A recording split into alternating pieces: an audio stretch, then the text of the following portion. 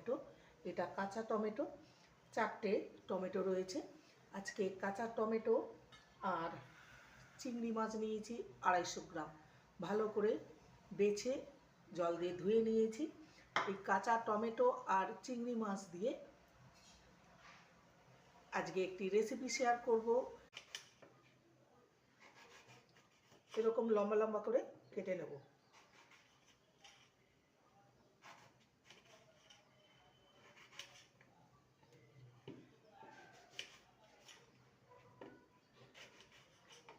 এইভাবে সমস্ত টমেটোকে কেটে নেব।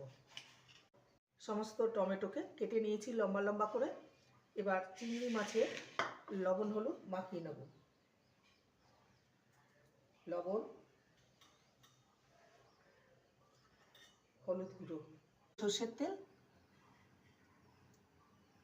তেলটা গরম হলেই চিংড়ি মাছগুলোকে ভেজে নেব। একটা গোটা শুকনো লঙ্কা আর হাফ টিস্পুন 5 ফোড়ন। ফোড়নটাকে কয়েক সেকেন্ড ভেজে নিলেই দিয়ে দেবো কেটে রাখা কাঁচা টমেটো।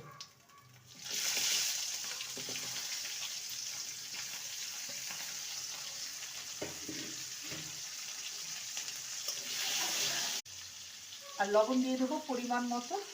লবণ দিলে টমেটোটা নরম হয়ে যাবে।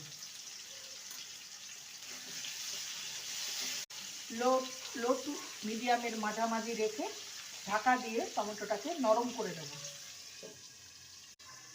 2 থেকে 3 মিনিট হয়ে গেছে, ঢাকা দিয়ে রেখেছিলাম। দেখতে পাচ্ছেন টমেটোটা অনেকটাই ভাজা হয়ে গেছে আর সেদ্ধও হয়ে গেছে। হলুদ গুঁড়ো,